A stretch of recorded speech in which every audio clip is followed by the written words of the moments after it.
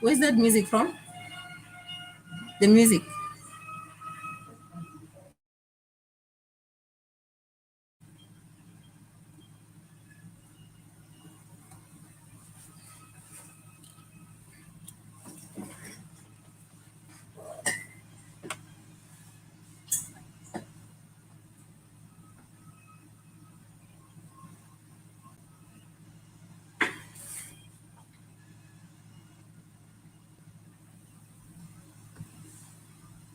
Good morning, good evening, wherever you are around the globe. My name is Victoria Achut, and I'll be moderating for today. Welcome to this important discussion where we will be discussing about women as change makers and influencers by looking at the meaningful political participation of women in politics. Thank you all for joining us. I want to apologize. Dr. Anne Ito is not going to be with us in this discussion today, as this discussion has coincided with her traveling from Arusha. So apologies for that. Before I go ahead and start our discussion with the panelists, I would like to briefly introduce our panelists. I will start with Honorable Aya Benjamin Warile. She's currently the Minister of Gender, Child and Social Welfare. She holds a MSc degree in animal production from University of Aberdeen in Scotland and a bachelor's in animal production from the University of Juba. She worked as the Deputy Director in the then National Ministry of Animal Production and Fisheries. Honorable Aya also worked as a humanitarian worker in different international organizations. She worked with UN agencies as a gender advisor with VSF, UNDP, consultant, and FAO livestock officer. She also worked in academia, where she taught in the University of College of Natural Resources and Animal Studies at the University of Juba. Honorable Aya, you are highly welcome. I will also introduce Honorable Rebecca Joshua Okachi. She's a holder of Master Degree in Information and Communication Technology and Development Communication from Daystar University in Nairobi. She also holds a Bachelor of Arts in Literature, Linguistics, and Translation from Alexandria University in Egypt. Honorable Rebecca Joshua is a member of the National Parliament and a former National Minister of Roads and Bridges. She's also a former National Minister of Telecommunication and Postal Services. I also have in the panel Honorable Engineer Teresa Siricio Ero, who is currently the chairperson of Sano National Party. He's a former Minister of Minister of Environment and Fiscal Development and a former Minister of Communication and Information Technology in the Government of National Unity in Sudan. I also have Ms. Jacqueline Nasiwa.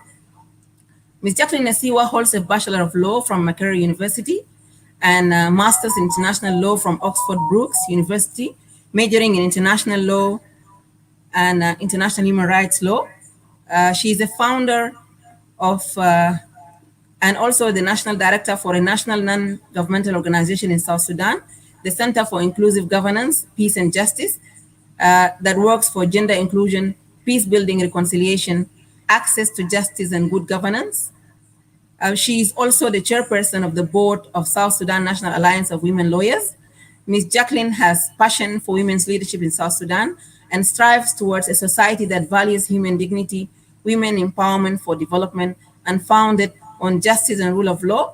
She also has previous experience with South Sudan Referendum Bureau, the International Development Law Organization, and the United Nations Development Program in October 2017.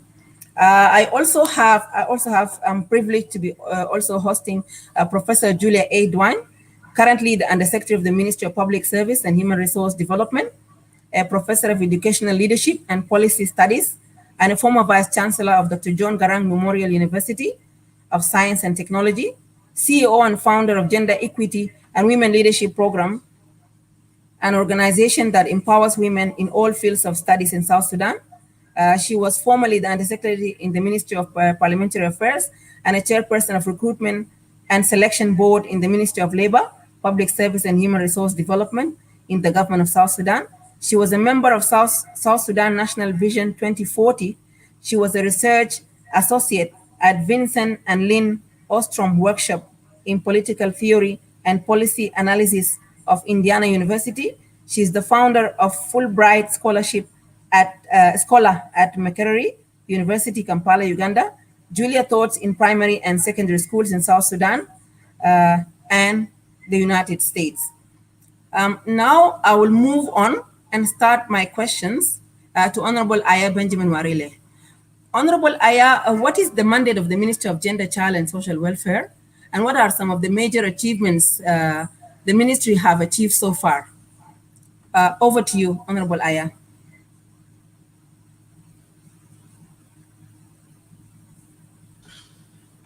Thank you, Victoria. Hi, everybody. Thank you very much for inviting me. And this is my second time, and I'm really impressed by what we are doing on this forum as women of South Sudan. And I also want to extend my appreciation to South Sudan Women Intellectual Forum and the UN Women and everybody. I salute all the women of South Sudan. The Ministry of Gender, Child and Social Welfare has the mandate of promoting gender equality, social justice, and the welfare of the vulnerable part of our society. Here we are talking of people with disability, children, women, men. And at this level, we deal mostly with policies around the mandate, and we have state ministries of gender, child, and social welfare who are the real implementers of the policies. With this agreement,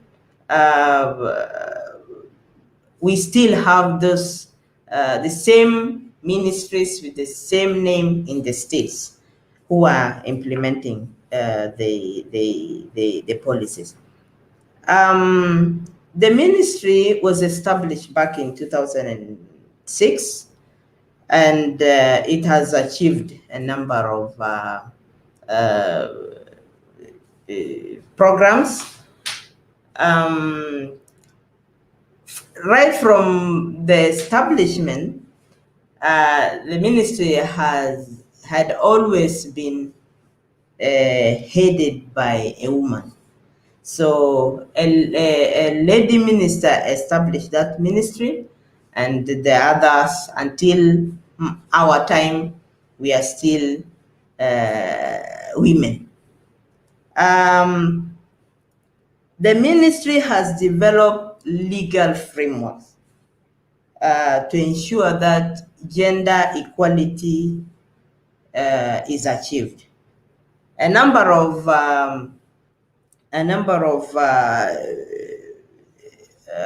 policies had been developed. Like we have the Child Act, we have the Social Protection Policy, we have the Disability Policy, and we also have developed the Standard Operation Procedures for gender-based violence. We all along we have our strategic plan. For now, it has expired, but we are developing it with the support of UN Women. And this time round, for the first time in the history of the ministry, we are doing it differently. We will develop at the national level and also at the state level, and make sure that all their plans at the state level are aligned to the national, so that reporting would be very easy. We have also coordination forum established in place, which composes of interministerial gender technical committee, and these are represented by what we call gender focal points, and we have them in all the government institutions. Um, we, through the ministry, of course, the government is now, we are members of the UN, we are members of the AU, and the IGAD, and we've signed and ratified some conventions and legal frameworks, and we have also signed commitment to report on the implementation of conventions such as the CEDAW, the UNHCR, UNHCR 1325, and we have a national action plan for that. Another achievement of the ministry is that we have the 35%, which is in the agreement, in this agreement that this government is implementing. That's what I can mention for now, Victoria. Thank you.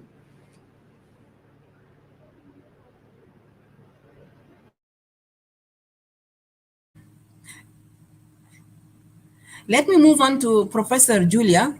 Professor Julia, can you kindly share with us some of the experiences of South Sudanese women leaders during the liberation struggle?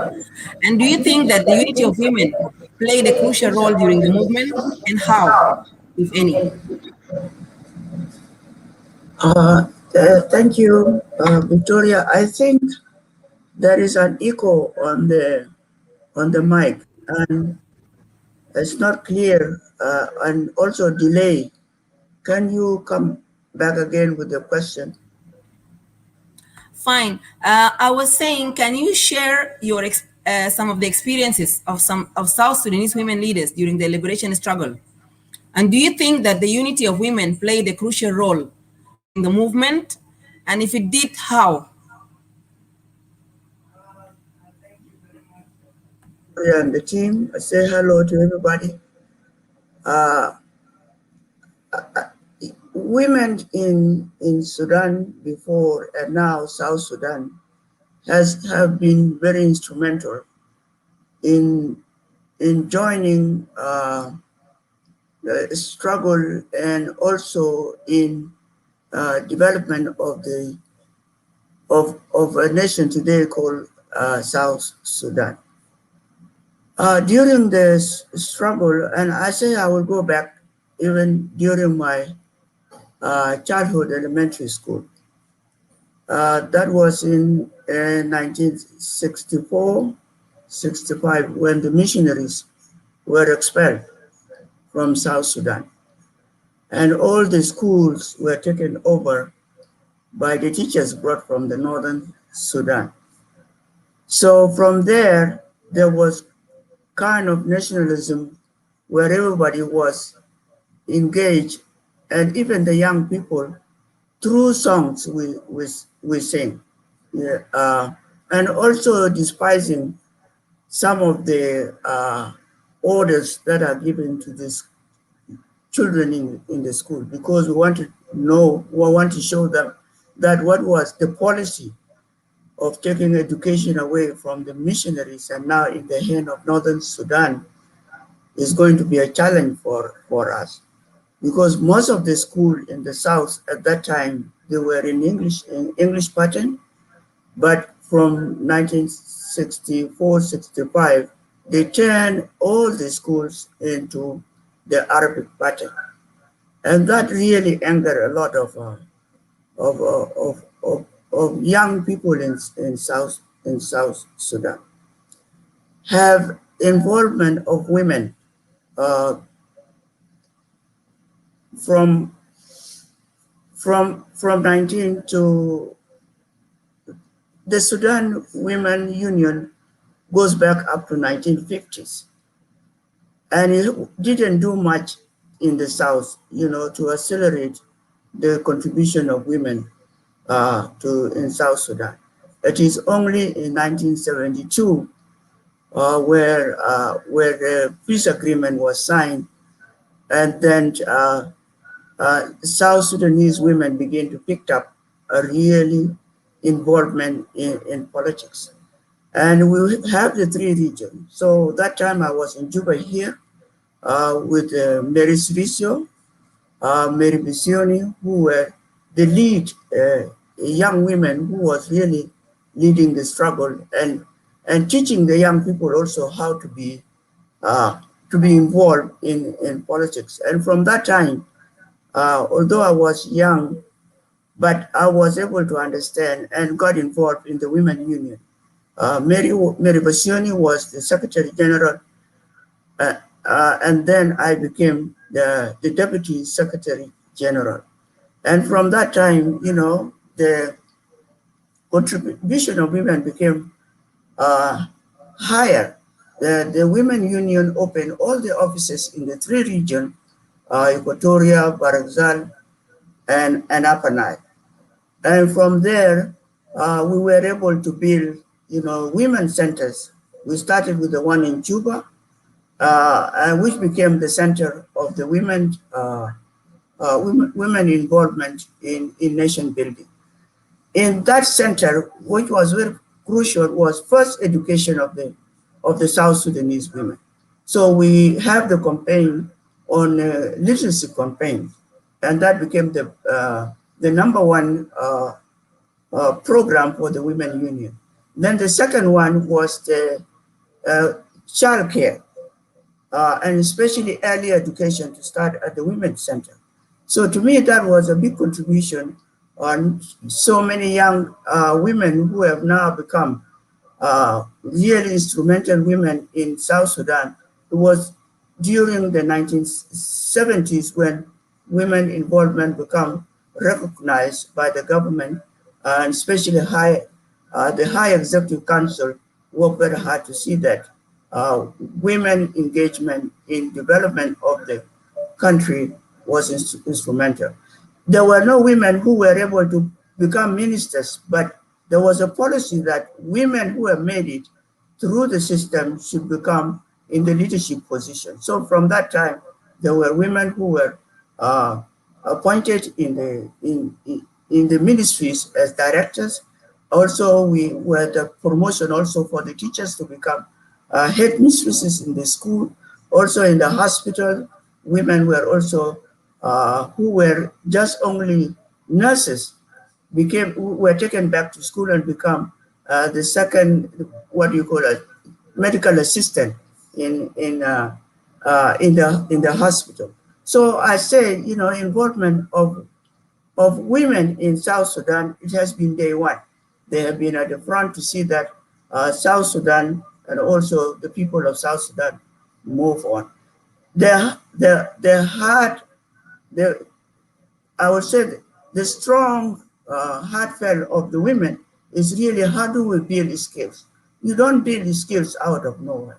You have to have education that equally serve the young girls and also the male. And that one also higher education, not higher education, higher council in 1972 make sure that the school we were villages, become village school become now elementary school, and women advocate for that. And I think I have covered a little of background of how women involvement came. And we know with the challenges that face us as women are challenges which also face the nation. And maybe later I will also come in, but women in South Sudan have been instrumental in the struggle and also in making sure that literacy campaign is done in South Sudan, and also education becomes the foundation of bringing up young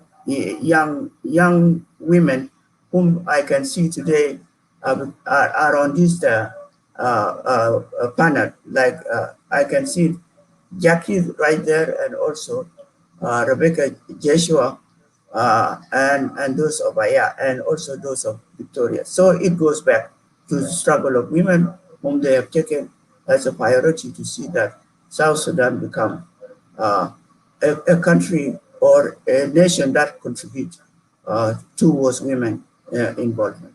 I will stop here. I don't know, the echo is too much, and I think we can talk to the person who is helping to make sure that the voices are clear and we can be able to hear the question in the right way. Thank you. Thank you, Professor Julia. My next question will go to Honorable Teresa Siricio. Honorable Engineer Teresa Siricio, you have been in politics for long, and as a chairperson of Sano National Party, can you kindly tell us what motivated you as a person to join politics? And can you also highlight some of the major achievements you have made being at the forefront of a decision-making party of your own, of your party, being the chairperson of a party, especially in a male-dominated society like ours?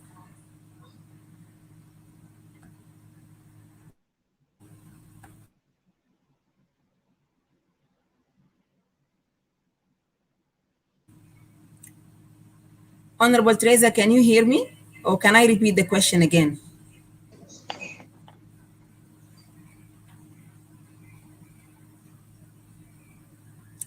Can you unmute yourself, Engineer Teresa? You need to unmute yourself. Hello, do Yes? you hear me? Hello? Yes, I can hear you. You can go ahead. Okay. I'm Teresa Sirisoiro, Engineer Teresa Sirisoiro. I started my political career when I was still in the junior secondary school. By then, what motivated me actually is when I saw the suffering of our people in the Greater Sudan.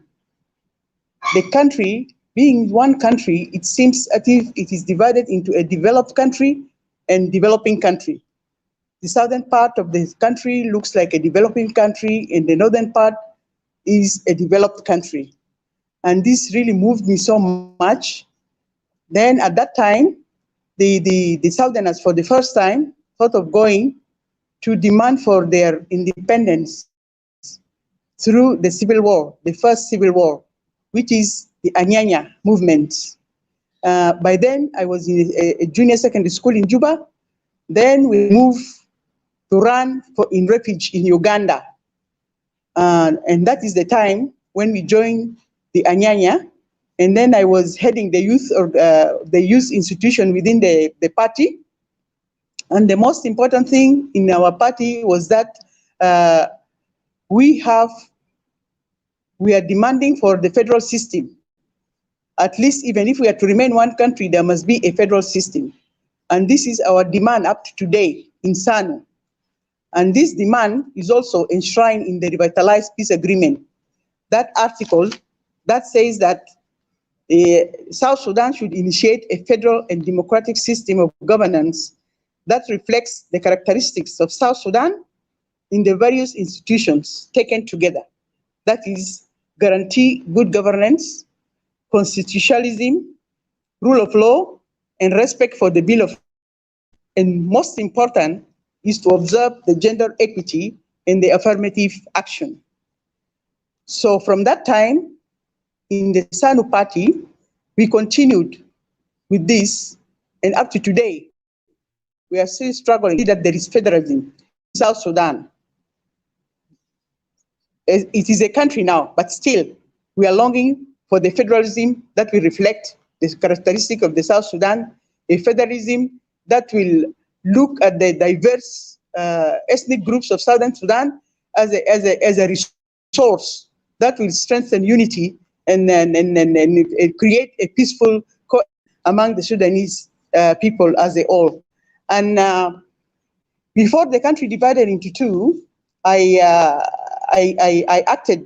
was nominated in my party as the Minister for Environment and Physical Development. And in that capacity, I did my best to reflect some of the ideology of SANU. We are there for development. We are there to tap the natural resources and deliver services to all the people of South Sudan. As such, I managed to designate at least 5 of the states in South Sudan to become an international wetland area. That is the Sud area. Now remaining for us to capitalize and focus on the natural resources in South Sudan so as to deliver real service. But first and foremost, we have to focus on the implementation of the revitalized peace agreement so as to create a governance that all of us wish to have, a governance where democracy is enshrined.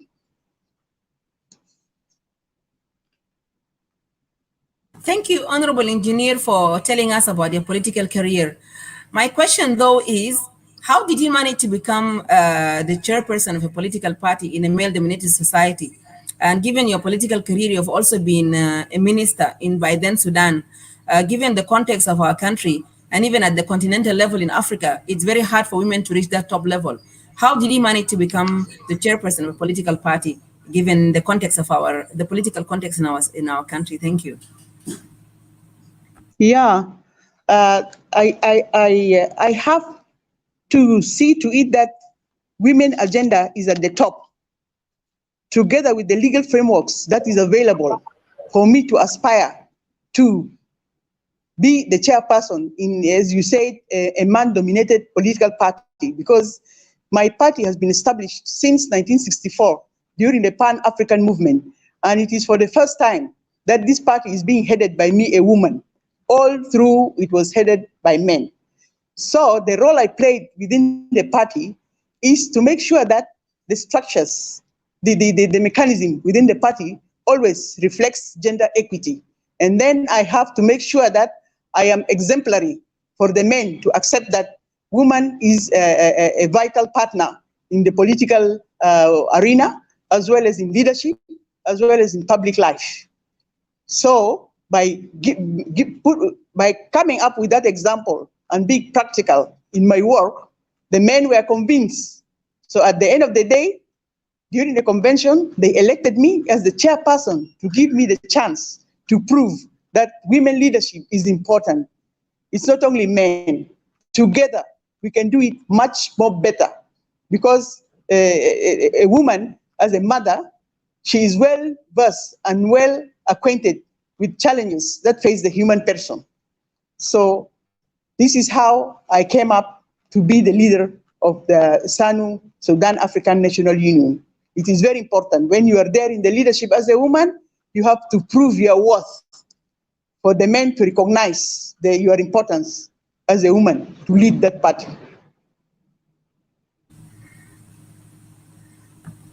We've just been joined by Honorable Rebecca Joshua Opachi. Thank you for joining us. First of all, let me congratulate you for your new role as a member of the National Parliament. And I would like you to tell us what you think should be the immediate priority for this revitalized or reconstituted parliament as a new member, and also as someone that has a lengthy political career and expertise. You've been a minister for long, you've joined the struggle, and you've been in that field for long. What do you think should be the immediate priority for this parliament? Thank you. Thank you very much. Let me greet everybody. The technology has been not friendly, but I'm happy to see you.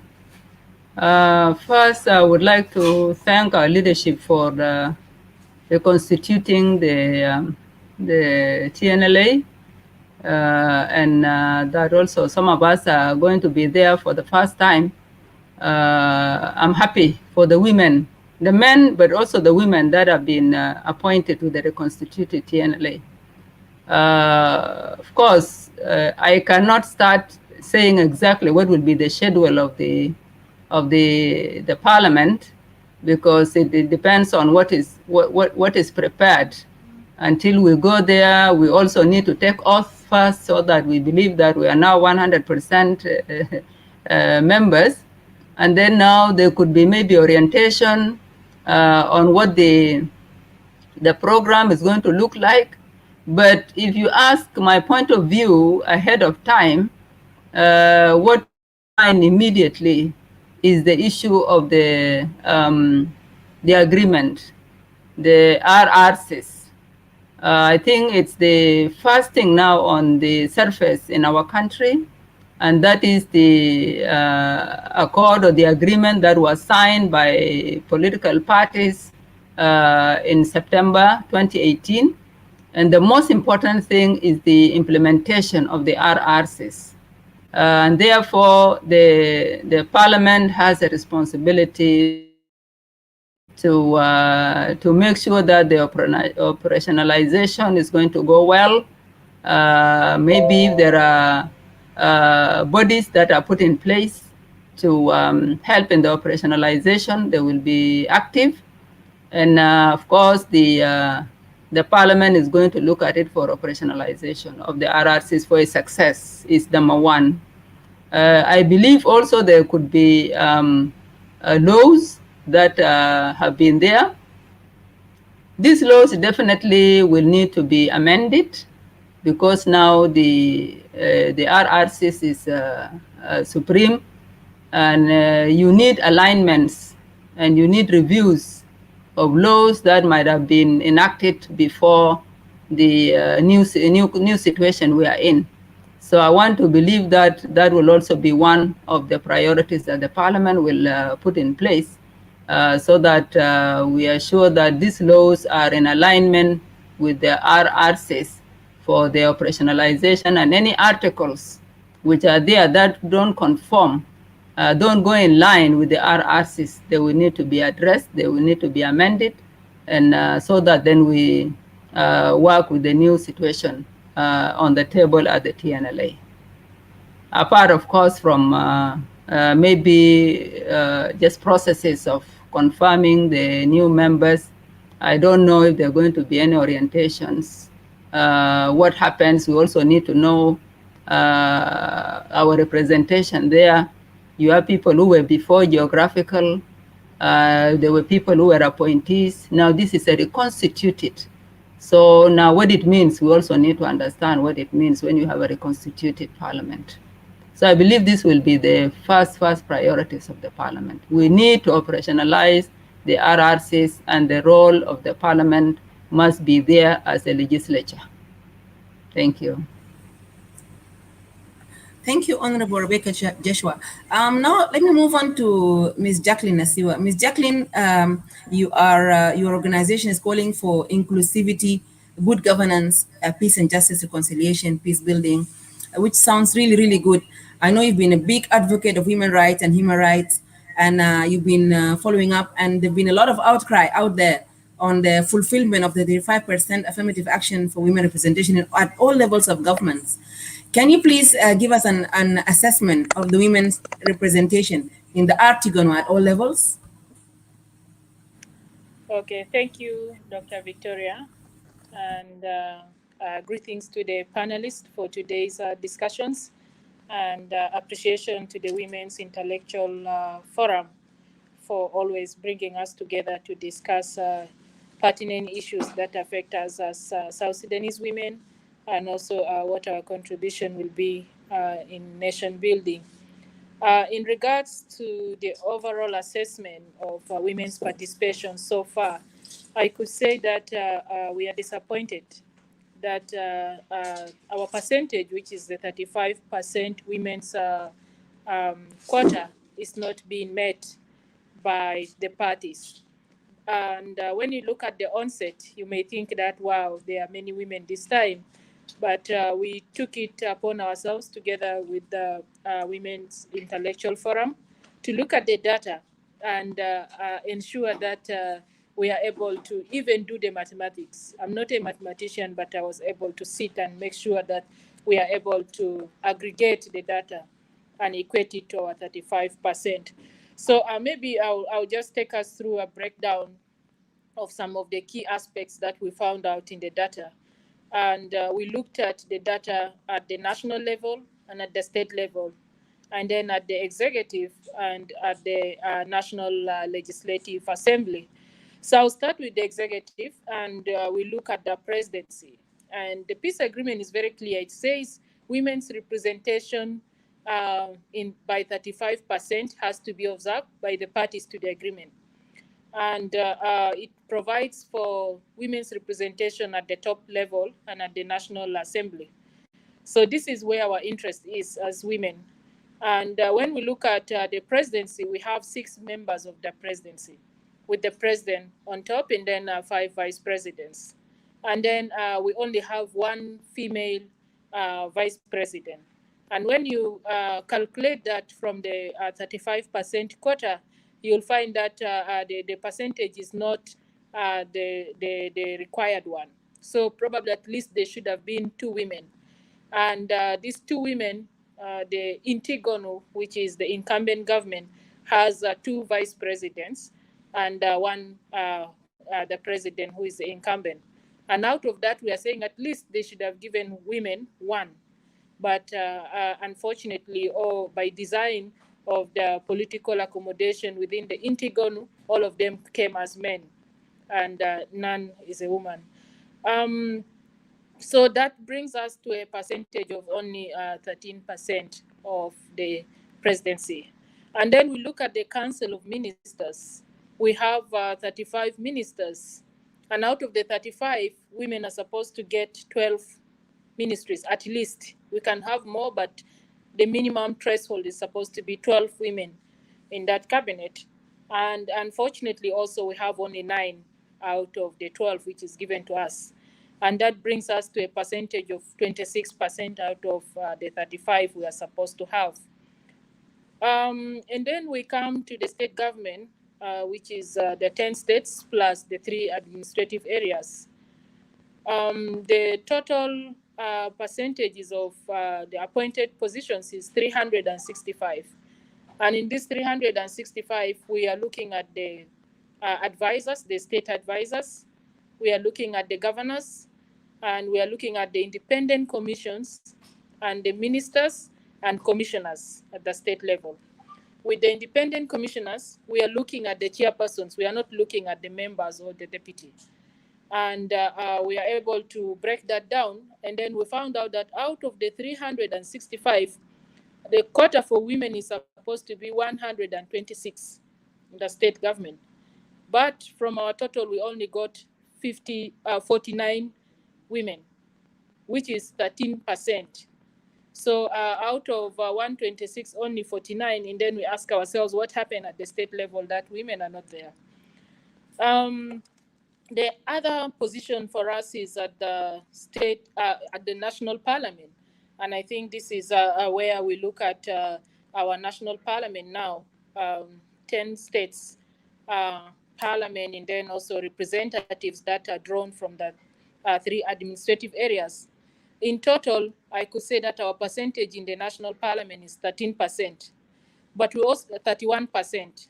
And in this 31%, we also need to look at the breakdown of these percentages. But I'm going to just highlight, like, which are the states or probably parties that are able to endeavor to reach at least beyond the 35%, and which parties are the ones that disappointed us, or the states that disappoint us. So we look at those states that had higher percentages of women. We have Western Baragazal with 40%.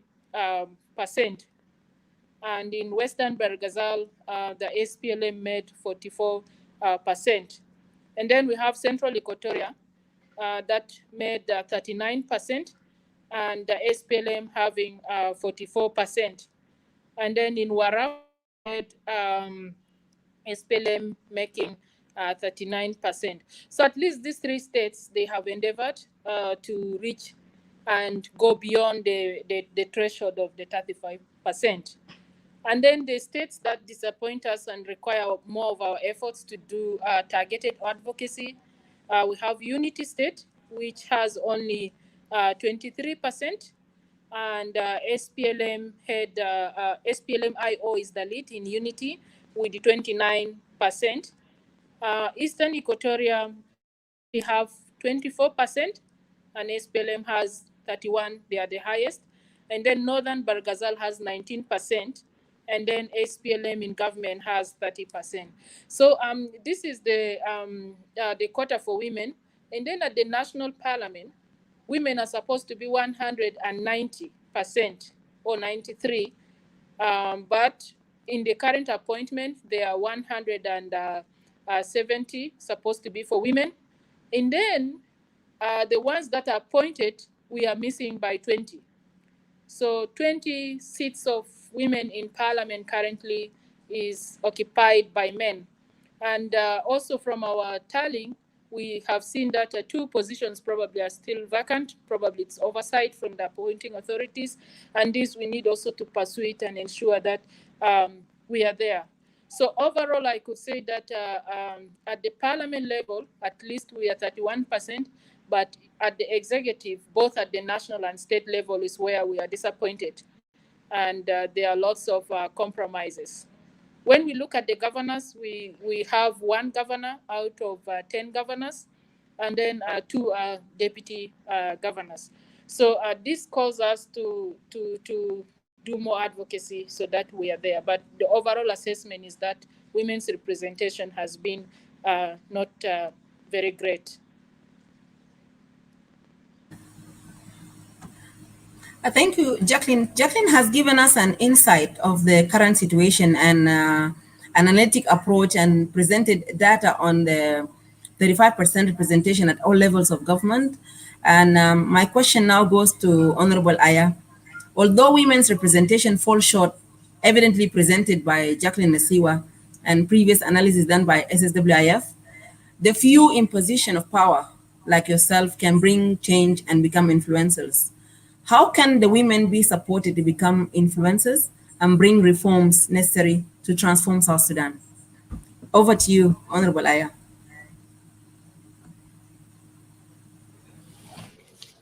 Thank you, Dr. Victoria.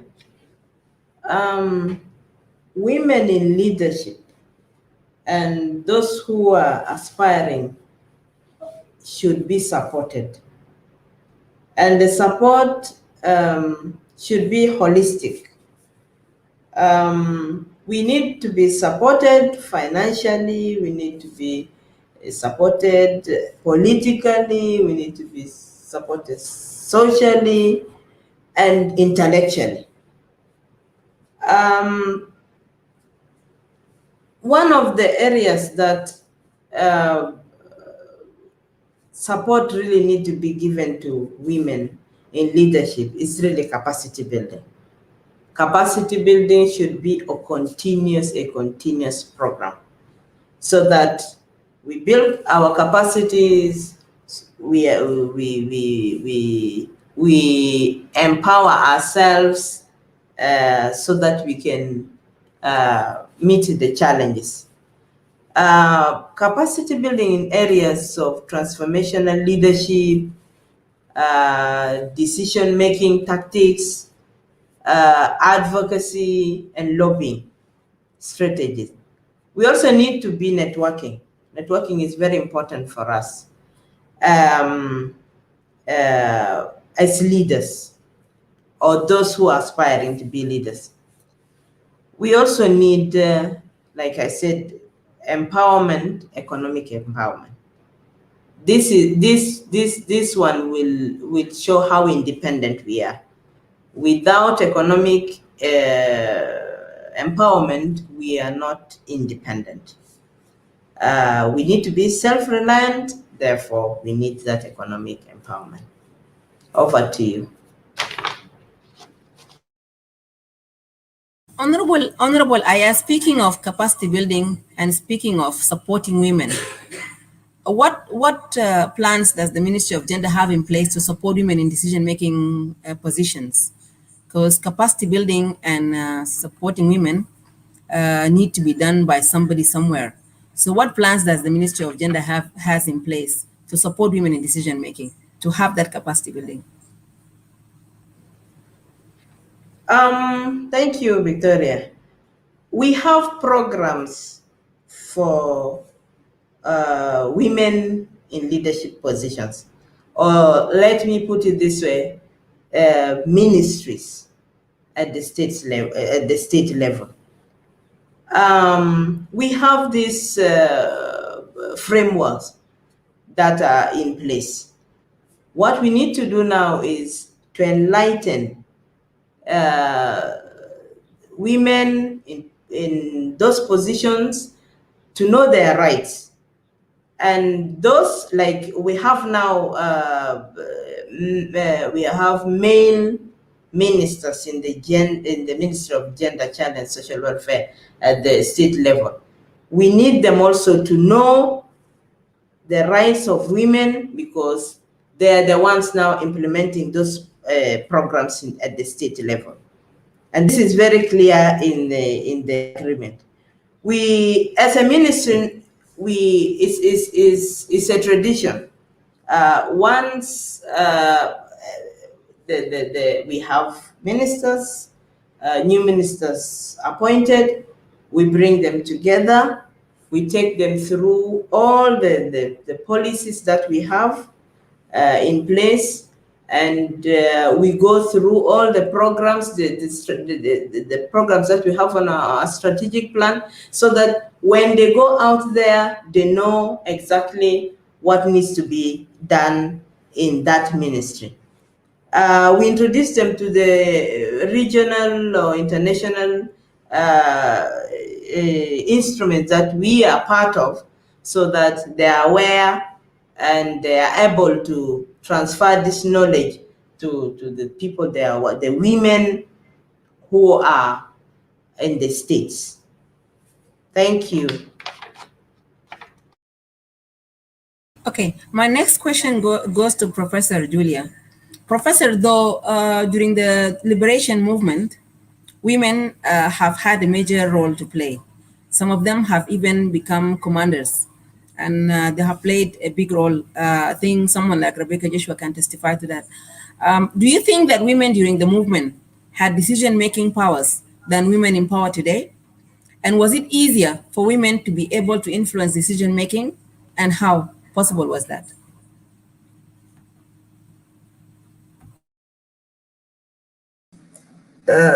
Thank you, Victoria. This question should have really gone to Honorable Rebecca, who have been really in the heart of struggle, and she is a living story of involvement of women in the struggle. Some of us, we were outside, but we did our part also to advocate the right of the people of South Sudan. The part of struggle in the bush, I will leave it to Rebecca to answer it. I will only talk on what the women who were in diaspora, what have they done, and what was their contribution to the liberation. When I was in the US, the first thing we did, a few South Sudanese women, was to connect with the churches who were in the United States. And connecting with the churches, we were able to advocate, the right of the people of South Sudan and the suffering of the people of South Sudan. One example I can give was when Presbyterian Church USA declared to have a program to support the people of South Sudan.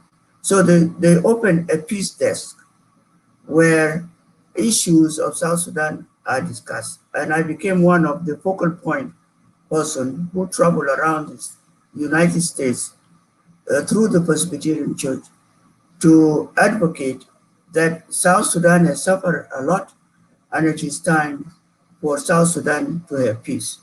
So with the advocacy through the churches and through friends and even the universities we were in, gave the voice now to the United States, and United States government was able to hear their people through advocacy of the people of South Sudan. And then they opened also a desk in Washington that will focus, the Presbyterian office in Washington, to focus also to advocate for the people of South Sudan. So when Bush became the president and his agenda was supported by the evangelical churches, South Sudan issue became a priority also to the government of the United States.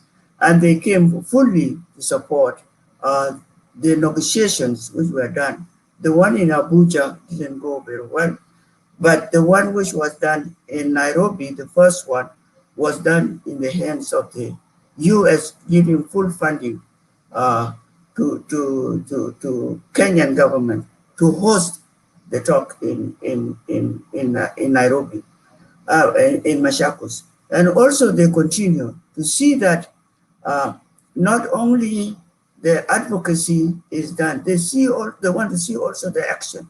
So IGAD, the first meeting which was done in Washington, D.C., which really blessed in August 2000, to 1995, gave the birth of the peace negotiation in South Sudan. And then they say, okay, it should be taken to Africa. Let Africans use use their own method and also join in to support the people of South Sudan. And that's how the peace negotiation was given to the Kenyans under President Moy. And there was South Sudanese also who became the focal point so that the peace negotiations went well. I think diaspora has done a lot. And I know sometimes people say they have not done anything. Without the advocacy in the U.S. Through the churches, I think the U.S. government would have not listened to support the South Sudan. And also the funding that was relieved by the U.S. government to say that we really want to see peace in Sudan and to make sure that South Sudanese also are taken care of. So the whole negotiations, which was being done, being supported fully by the United States. And I think the voices of women who have also advocates for the refugee issues. I was on the Commission of Women for Refugees and Children in New York, and also the voice of South Sudanese women and the children was also heard from there. And one time we were invited to go to the UN to be able to share our stories during that was 2002, and also brought out the peace and security, which Article 1325, we saw that one being given birth through advocacy of many South Sudanese who have involved themselves to see that there's peace in South Sudan. The other thing we did in Washington was that every year we will go and protest in front of the Sudan embassy. And that it started with a few South Sudanese, and later we were joined by our colleagues and friends from the universities. The students came, from the churches, everybody came, and became a big thing that protesting every year in front of Sudan embassy was also a strong message. We brought the help and the focus of the United States to see that peace come to South Sudan and to Sudan as a whole. I will stop here so Rebecca can pull up the other part of really people who were in the field. My involvement in the field was a summer visit. Every summer I will come and go to the field, and we will train women in small farming like agriculture, and I know communities in Upper Nile, they don't care very much about chicken. It was one of the things also introduced in the Lowland that chickens are also okay, and the eggs are good for the health of the children, and that was supported by the by OLS and the other like. Thank you, Professor. My question now goes to Honorable Rebecca Joshua. What factors contributed to meaningful women participation in the movement? And what lessons can be drawn for more meaningful participation in the democratic transition, drawing lessons from the time of the liberation?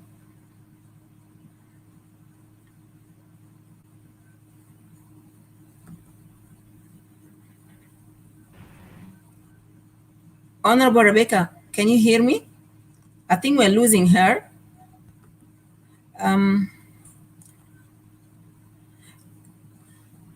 Let me go to Honorable Teresa Cericio.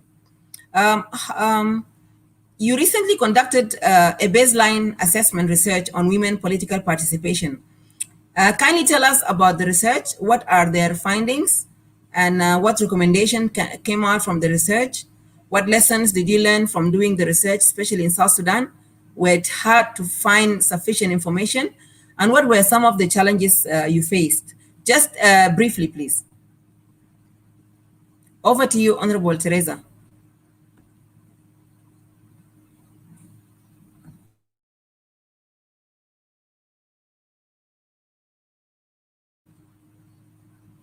Honorable Teresa, can you hear me? Yes, do you hear me? Yes, please go ahead. Hello? Yes, Yeah, Honorable, go ahead, we please. We can hear the you. assessment was carried out by the South Sudan Women Peace and Security Monitoring and Advocacy Group. We focused on this is a network, an all-inclusive network of South Sudan women from different professional sectors. And our focus is to see women participation in leadership and political activity and public life. Mainly, we focused on the 35% women representation and the affirmative action as is stipulated in the revitalized peace agreement. And the key findings that we got is that from the 14 political parties that we interrogated, ours was to respective party manifesto and registration documents and focus on group discussion, mainly group discussion, because ours is a first-hand assessment and we didn't have problem going through it. So the key findings was that out of the 14 political parties that we met, we find only 4% meet the 35% women representative in the executive institution of the political parties. And from the non-registered political parties, out of 10, also we find only 4% meet the requisition of the 35% women participation in the executive of the political parties. What we find, the challenges that is facing these political parties is that the mechanism to translate the manifesto and the constitution for gender consideration is missing.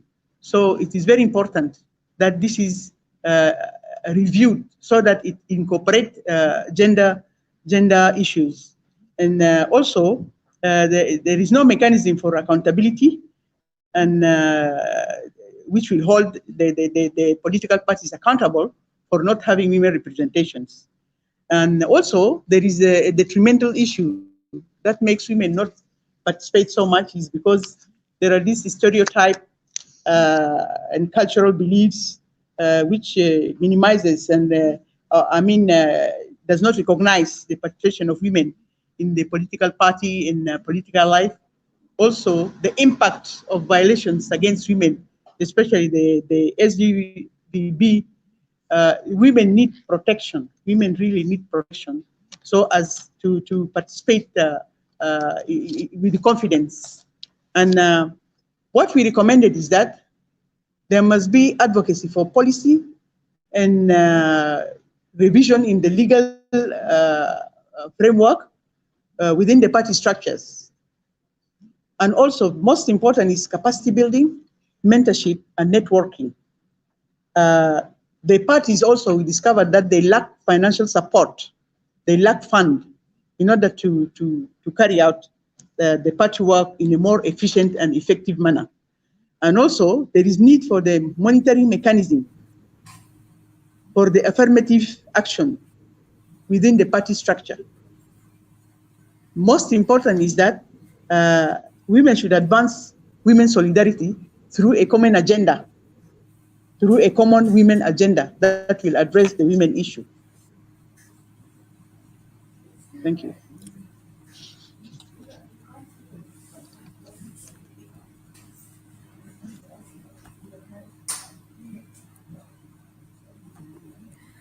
It seems we have lost Honorable Teresa. Let me move on to Honorable Rebecca Joshua. What issues should you think that milestones that leaders and women in politics should concentrate on at the moment in this transitional period?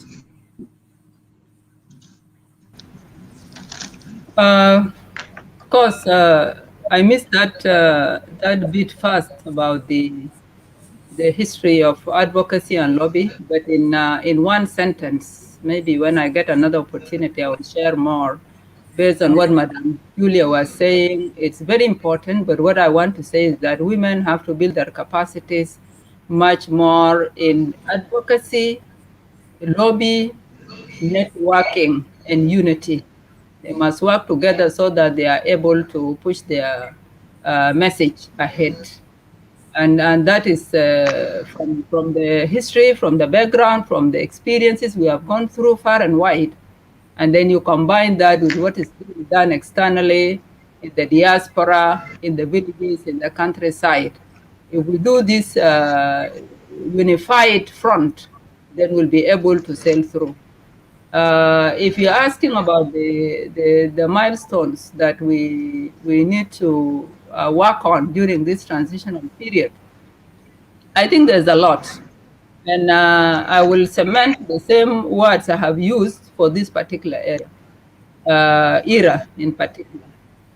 One, we are dealing with a situation of after conflict, a long conflict. And the conflict, of course, is divided into two. The protracted war that we led during the time of the revolution, it was for a clear cause that we wanted to liberate ourselves and emancipate ourselves from our oppressors.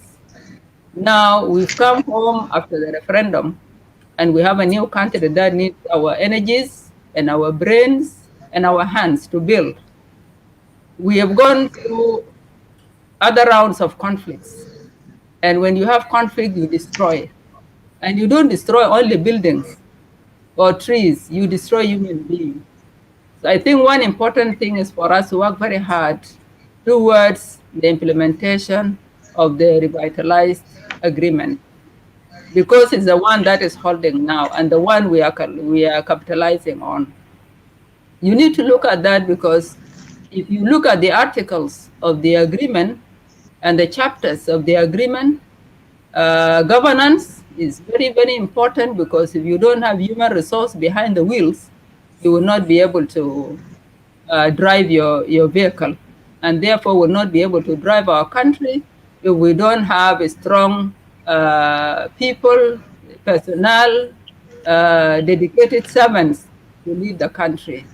If you want to zero in on the women, we've just talked in the discussion and in the panel, most of my colleagues talked about the representation, the percentages of women. I want to congratulate the women for working very hard to move from the 25, from not much to 25% affirmative action to 35% quota for women. Now, this is a game that we don't want to lose.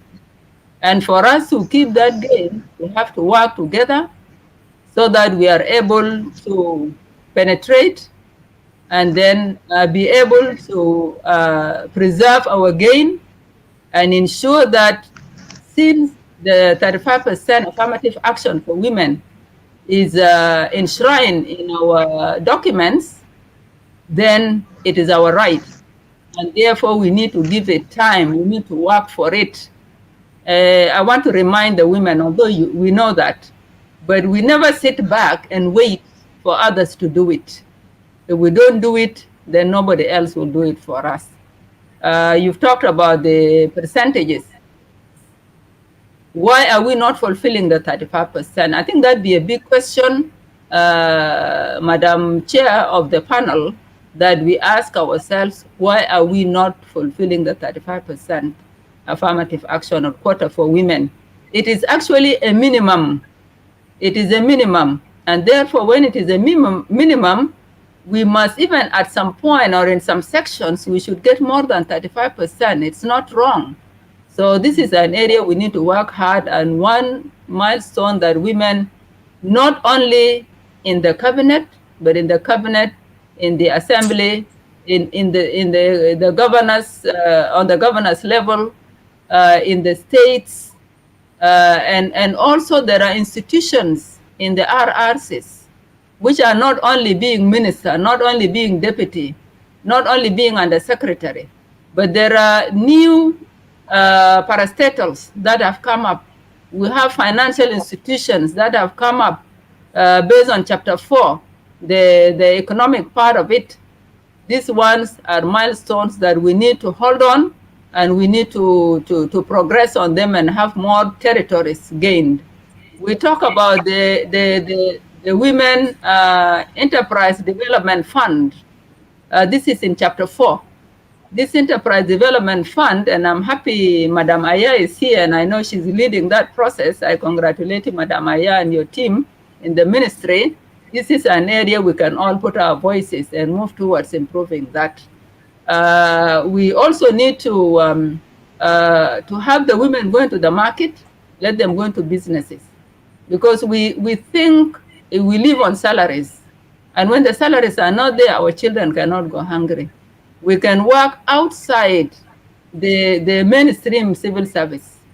So these aspects in various chapters and articles in the RRCs, women need to come together, continue to capitalize on them, build capacities in leadership, in decision making, and ensure that we track.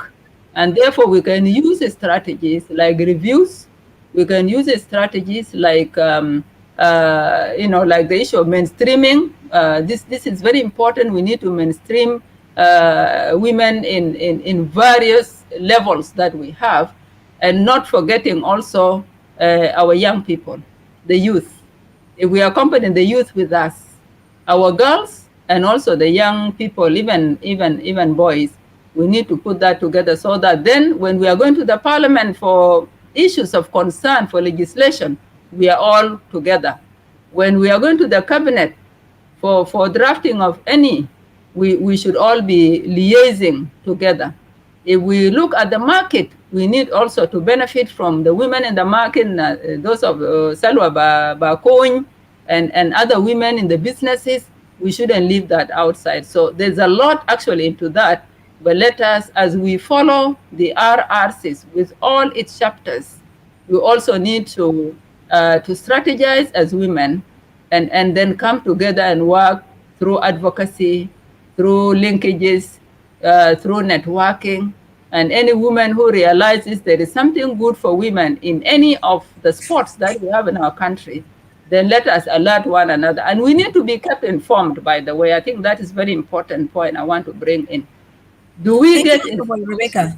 yes, This brings us, yes. this takes us to Ms. Jacqueline Nasiwa Yes. to answer the question you have recently asked about the shortage of 35% representation.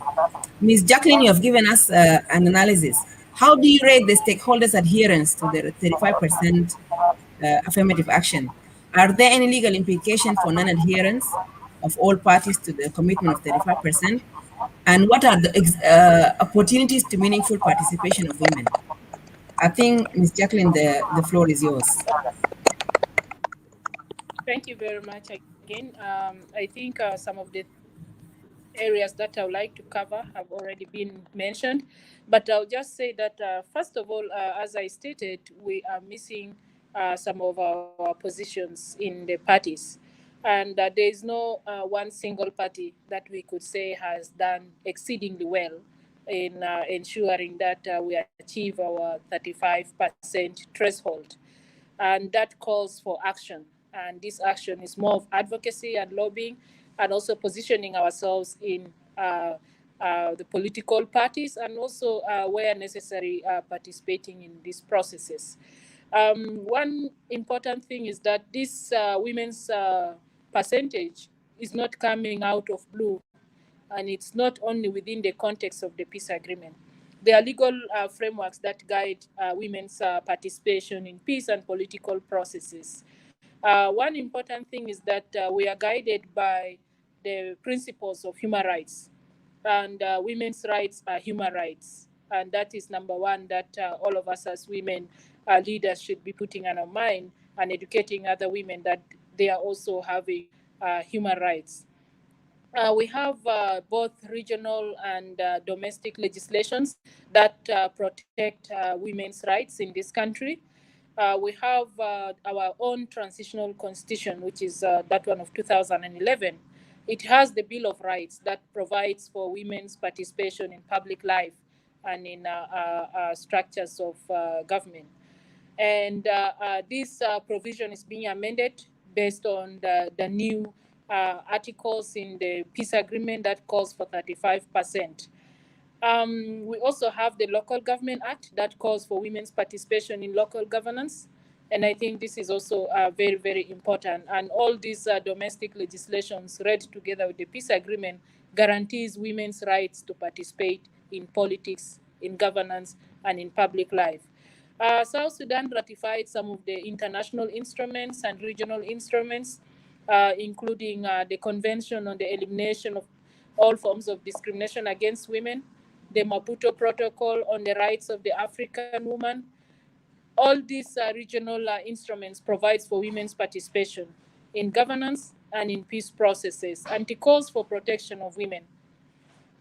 We have the African Charter on Human Rights, and then we have the Universal Declaration on Human Rights, which include rights of women to participate.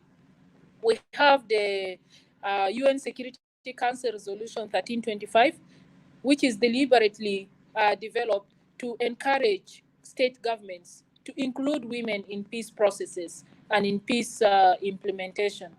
And this means the 35% is not an abstract that we can say it is only in the context of the peace agreement, but it's in the context of the legal instrument that South Sudan has acceded to.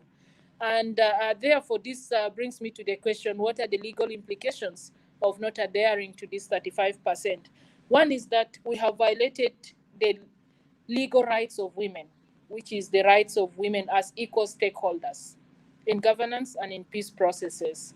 The second one is that we have also deliberately excluded women's participation in peace processes. And I think it's a violation of directly the peace agreement, the revitalized peace agreement. And most studies shows that a peace agreement without women is not sustainable, because women bring a different perspective to peace, sustainable peace. And therefore, excluding women in peace process and implementation is likely not to hold the peace agreement.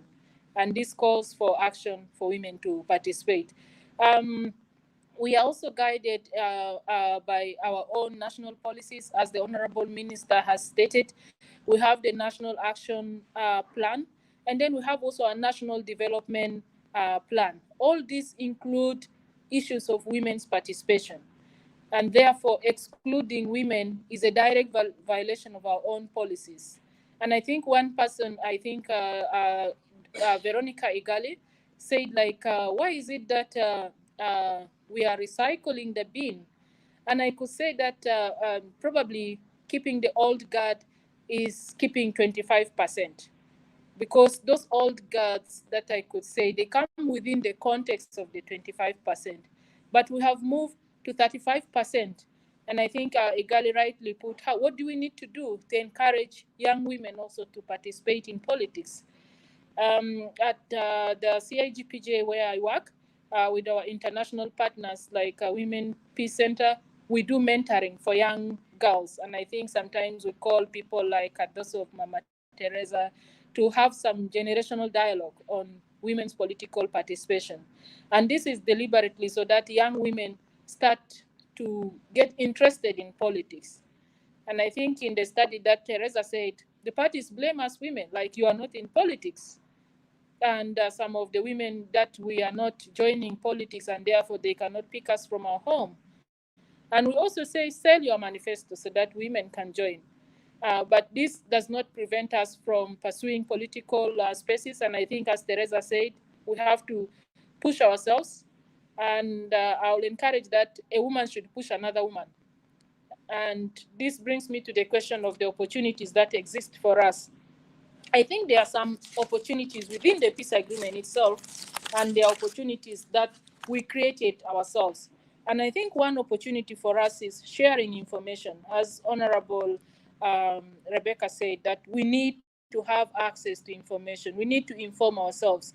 And as we speak here, there are people on the ground even who don't know that they have rights to participate. And probably even if they know, they don't know where to start with the advocacy and lobby. So using such platforms like the Women's Intellectual Forums and maybe other women's networks on the ground is an opportunity for us to push for the women's agenda and create more awareness to younger people, but also to women at the grassroots. The other opportunities that we are having, the legislative reform process is going on. And I think one of the speakers could be Honorable Rebecca stated that the priority of this parliament is to ensure that these laws, including the constitution, incorporate the peace agreement, and some of these legislations are reformed. And I think in the legislative reform, women have gone ahead to make submissions to engender these legislations. And we need to make sure that we push for these legislations to be adopted from a gender lens so that our issues and our needs and priorities are included and not excluded in these laws. We are having institutional reforms, and I think these institutional reforms include the security sector reform, and that is where also women's participation is very important. We have seen in other countries where women are in the police. We have seen in the UN where women are peacekeepers, but in our context, we don't have still many women who can be of that high caliber in the army. The few we have, they are not promoted, or if they are promoted, they even don't make decisions. The men undermine their authority. So what do we need to do to empower ourselves and build confidence? And that calls for more capacity building and discussions and informal discussions like what we have in the forum now. Judicial reform is very important for protection of women. And I think sexual and gender-based violence and early marriages is one of the issues that affect young women. Girls are married at an early age and then they drop out of school. They cannot continue with education. And you know the world is expanding. So without education, you cannot become an effective leader. And that means we have to also reform our justice institutions so that they protect the young girls who are forced to marry. The other opportunity for us is in the return process. I think the role of our diaspora is very, very important. At least most of our diaspora, they have attained a certain level of education, especially the women. So returning to the country to rebuild the nation is very important, and they could be included in some of these decision-making processes. And finally, I could say that the peace agreement offers some economic incentives for women, and these incentives include the reconstruction fund, which women can benefit, and the Women's Enterprise Fund or the Youth Enterprise Fund. So let's guard ourselves. We are already hearing that we have the Women's Enterprise Fund with the Minister of Commerce, and some men who are business people are the ones who are benefiting from this microcredit for women. And we need to mobilize and organize. And I think this goes back to the Minister of Gender, like to keep a watch on what belongs to women to be given to women. And I think this is very important so that what belongs to the women is not given to another person. And we have to benefit from that because an economically empowered woman can be able to participate in politics. With empty stomach, without the means to take you to where there is lobbying, you cannot be able to reach there. So thank you. I'll contribute at a later time. Thank you, Jacqueline. My next question goes to Professor Julia. Professor Julia, you've worked as a senior civil servant for long, as well as in academia. And how can we bridge the gap between women in politics and women outside politics so that can people work together to advance women agenda in South Sudan?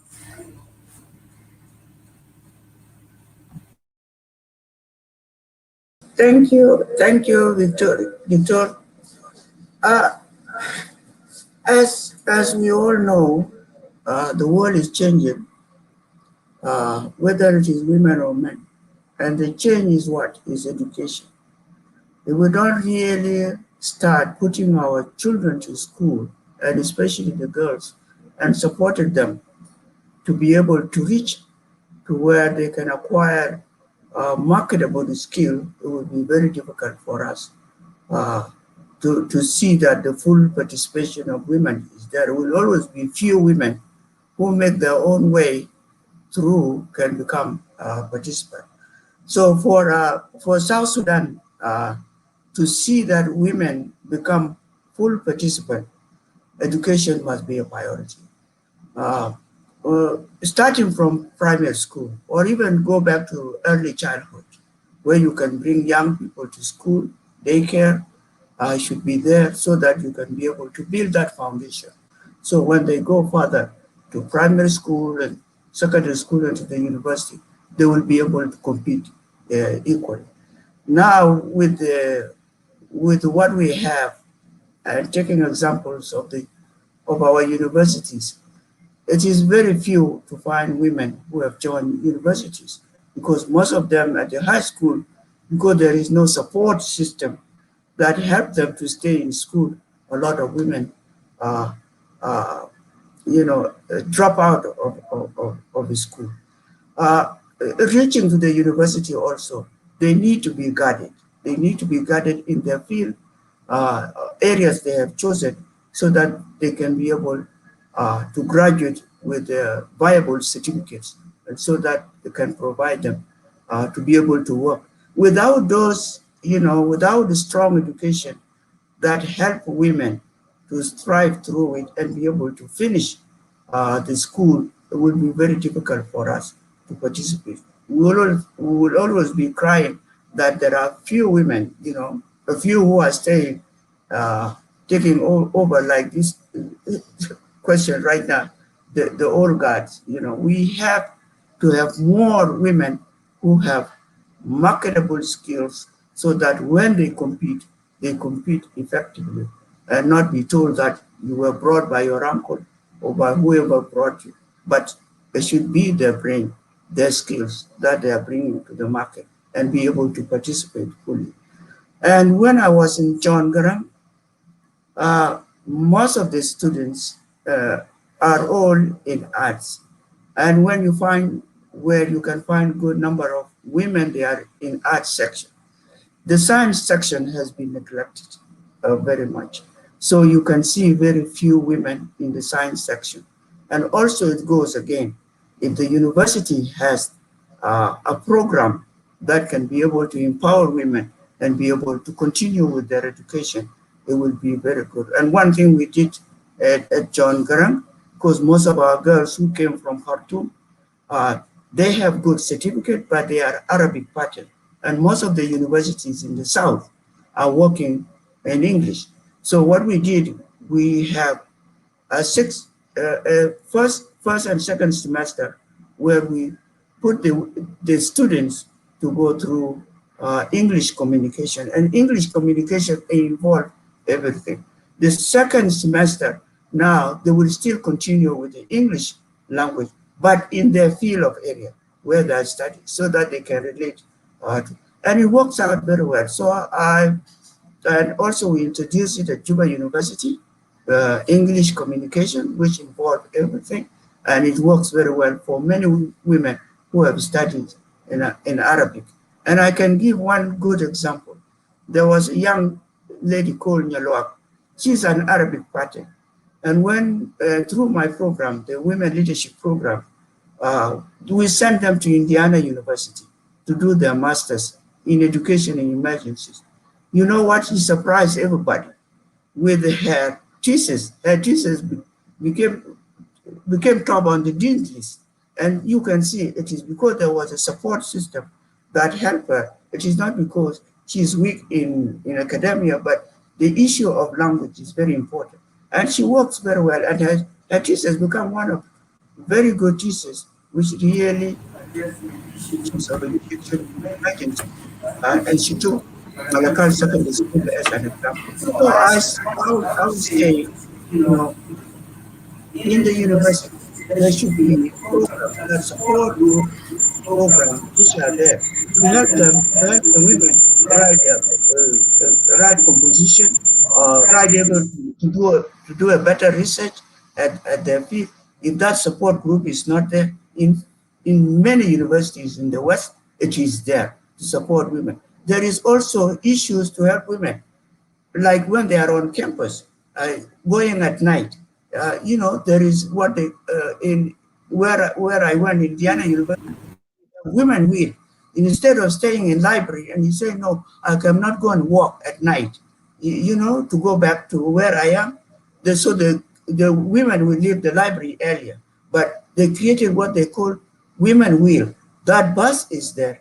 You can study up to midnight, to 2 o'clock in the morning, and the bus will be still there and take women to their sleeping place so that they can be secure. And that is, it brought a lot of women to be able to finish, because now they can study as much without fear. These need to be done in our universities, special program to help women so that they can finish study. And when those materials, everybody will be able to participate fully, and we will say that even the 25% we are talking about, or 35%, we will say there are women who are out there, and how they can navigate their environment and be able to participate fully. So I think education is a priority, and university education also. We need to push that the women are helped so that they can finish their studies and be able to participate fully. Thank you. I will Thank you, stop Professor there. Julia. Thank you. My question next will go to Honorable Aya. Honorable Aya, what are some of the challenges hindering promotion of women effective participation? And what recommendations do you have moving forward?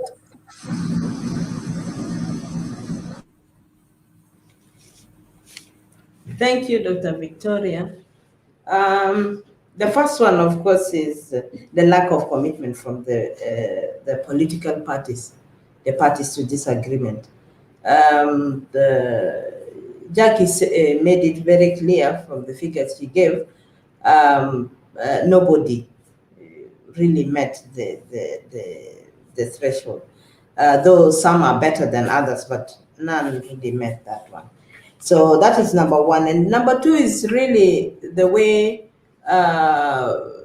women leaders are harassed or discriminated against. That is very discouraging, because when young women who are aspiring to be leaders witness that, it's quite discouraging. The other thing is, we know that women, all of us come through parties. And I'm happy most of the members of this panel also mentioned it. Women in political parties are not in the position of decision making. So that one is also a challenge. The other thing is, women are very loyal. When they're in one party, they loyal to that party, unlike men who would go out and hunt for opportunities. So if a party brings up leaders based on seniority, they would continue there because they are not in that position. Like for men, they would go and look for other opportunities in other parties. The other one is, of course, women. We have more responsibilities, so we tend to be carried away with the other pressing issues. When you have your family, they are hungry, you can't take your children to school, so you have less time to participate in political parties. Like any other institution, the ministry has issues of funding. So any program that would facilitate the participation of women needs good funding. So this is a challenge to us as a ministry. Recommendations. One, of course, is capacity building, which everybody else has mentioned. And as I said earlier, it's a continuous program: capacity building, capacity building, capacity building. The other thing is, let's encourage our women, the young women, to join political parties so that they can get opportunities to be appointed. Of course, we have economic empowerment, which is very important. We need to encourage. We need to empower women politically. I mean, economically. I'm happy with with our sister Honorable Aoud. She's really doing very well with the girls' education, and that is one thing that all of us should encourage. Sending girls to school and keeping them until they complete school. Something also, mentorship, Jackie has talked about. Mentorship program is very important. We have our seniors who are now in the panel. This is very important. We learn from them, and we have to encourage young girls also to take over from us. This gap, it seems, is very, very, very big. We need to work towards bringing the younger women leaders on board so that we can move our agenda together. We also, as women leaders, women political leaders, let me put it that way, we should be role models. People should look up to us. And I think, I'm sure most of our seniors have worked on this, and we should also continue working on that so that we encourage more women to join politics. One of the things is that let's support one another. Let's support one another in what we are doing. If we decide that our agenda is women, let it be women. And we continue supporting what we are doing. We appreciate what our seniors have done. We appreciate what we are doing, and we continue appreciating what the younger generation is also doing. And I just want to say that I know that where we are is really not where we should be, but let's appreciate that we've come this far, and there is hope if we decide to work together with our agenda as women. We continue supporting, and we continue lobbying, we continue advocating, and we'll get there. And of course, we cannot do anything if we don't have peace. We get carried away with a lot of issues related to insecurity in the country. So, like Honorable Rebecca said, it's just the implementation of. Let's give this agreement a chance. Let's agree as women, we want peace. Once there is peace, these other things will come. Thank you. Thank you, Honorable Aya. My next question will go to Honorable Rebecca Joshua. Honorable Rebecca, as I mentioned earlier, you've been in the field of politics for long. You've had a lengthy experience. And as of recent, there have been young women appointed as ministers at the state level. Some are appointed parliamentarians, heads of commissions, members of commissions. Given your expertise, what advice can you offer such young women for them to succeed in politics and to stay long in politics, and to learn from your experience? Thank you. Yeah, thank you very much. This is a very good question because all of us are concerned about young people. I can see also here on the dashboard the issue of intergenerational relations. Given our experience, I would want to say that each generation comes with their own style and their own ways of doing things. But what is good is that we continue with a chain of connecting with one another, because you never have a gap in between. This is a fact that the younger generation behind us should know.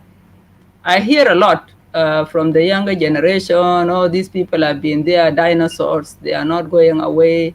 There's nothing called you cut the link and the cord and throw away people because you want to come in. And I always tell people, if you tell Rebecca Joshua to go away because you need the chair, if my uncle, and God gives him long life, Abel Elier, is still with us today, and after Abel Elier, there are a number of generations after that, those of Rebecca come. So if you want me to go away, why are you asking me, not I'm asking those who came before me to go away? So I just want to put the point that all of us are very important at some particular time.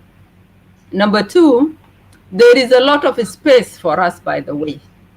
Only that narrow-mindedness will sometimes tell us that, no, to be a leader, you must be a cabinet minister. To be a leader, you must be an MP. But leadership is everywhere. And therefore, I want to tell my young people that you can be a leader anywhere. So you can work hard to get the characteristics of what a leader is, and you can learn it from others because you didn't know it. You learn it from experience, and then you read it from books. So leadership is everywhere. You don't have to have issues with those who are at particular position at some particular time. Encourage yourself to be an initiator, and you move on. Learn from those who are ahead of you, even if you don't agree with them. There is something good that comes out of them. That's why they have been in that place for some time. The point of political work in particular, because I'm saying it's not only politics, can be economics, can be, even going to the space.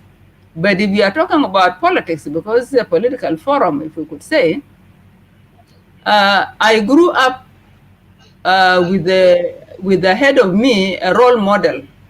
And the role model was none other than the late Victoria Yar Arol, that I did not see. I didn't see Victoria. She was a colleague of my late father. But when my late father comes home from Parliament, he will tell us, I want you, my daughters, to be like Victoria Yar. That who is Victoria Yar, she is my colleague in Parliament here in Juba. So we grew up to learn that Victoria was an intelligent lady. Victoria went to the university. Victoria went to Parliament. Victoria, when she speaks, and my father will say, when Victoria gets up to speak, she will shake the hall and the men will listen to her. This is what you learn from role models. And therefore, I would encourage the young people to have role models. If you want to learn something, see what others are doing. You can learn from experience, and you can throw away what you don't want to get from them. And let us be friends, and let us be linked. I also want to encourage them, and it was mentioned by one of you in the panel, that you need, if you want political position, you need to be a member of a party. If you are not in the political party, particularly a situation like this one, when people are sharing responsibilities, you have percentages that have been divided. There is no way you will grumble outside there and you want to go in where nobody is going to nominate you because they don't know you. So it's not bad to be a member of a political party. And thank God that we have many political parties. If you don't want party A, you can join party B, you can join party C.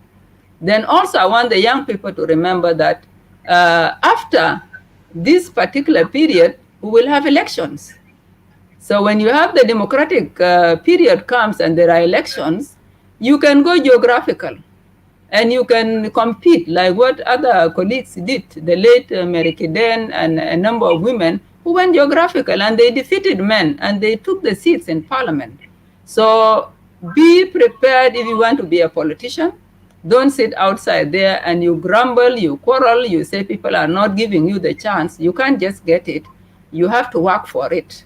And then, as we mentioned earlier, and Madam Julia said before, education is part of it. And I want to add experiences are part of it.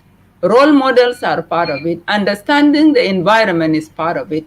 And then you prepare yourself. You want to go business, and you can learn from it. You want to go politics, you go politics. You want to go in the judiciary or the law or any of those areas in the justice sector, you can also be a leader in that sector. I want to tell my young people that we were not born at this age. We didn't drop from our mother's wombs old. Some of us joined the liberation when we were in our 20s, by the way. And we were in our 20s. We were young, very young, just finished universities, and then we started going for the revolution. And we were working with our men together.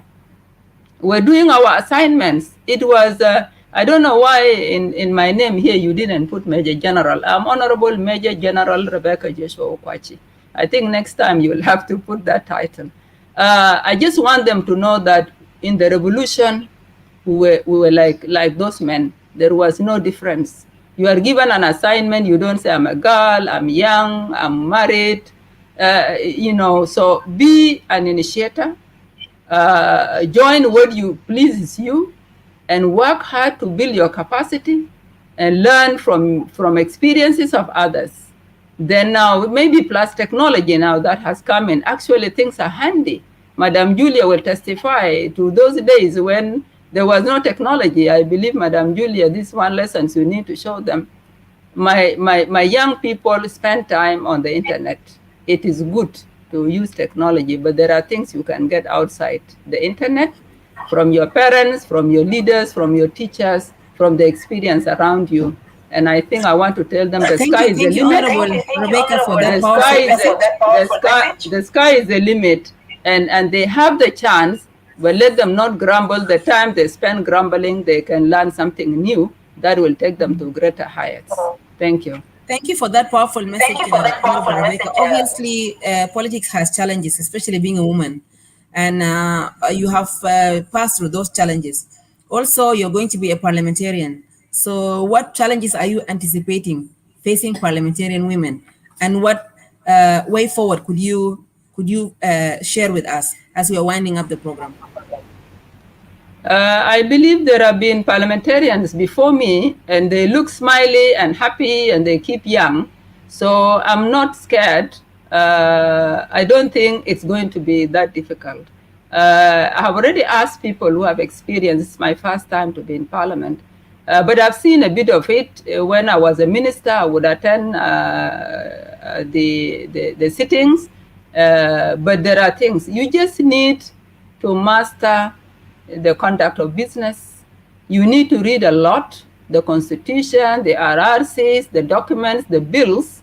So it is demanding in terms of educating yourself, because you are going there to represent the people. So you need to master the guidelines, the regulations.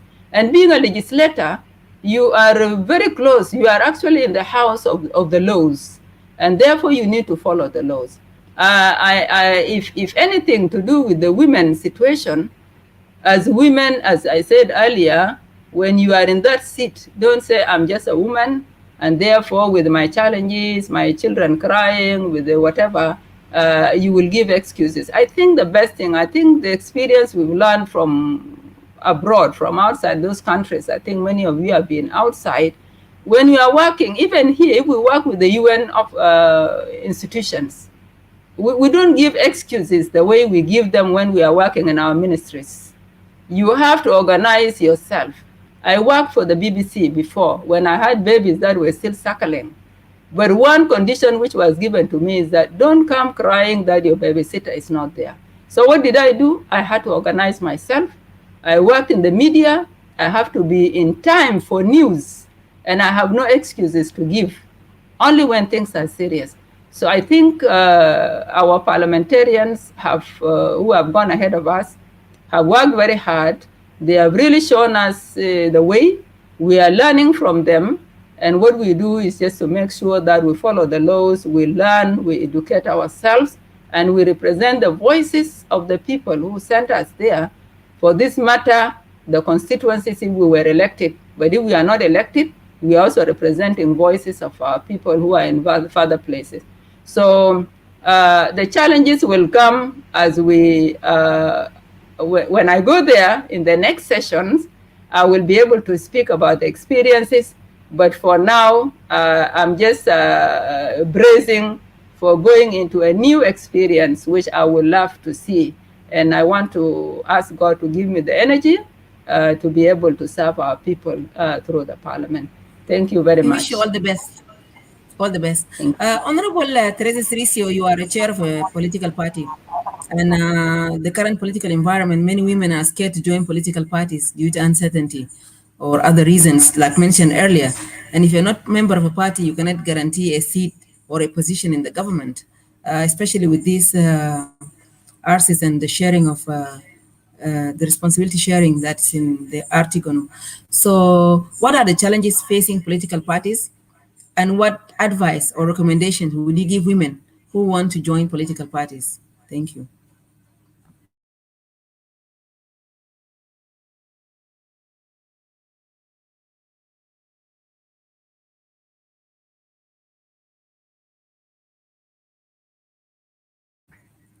Yes, Honorable Teresa.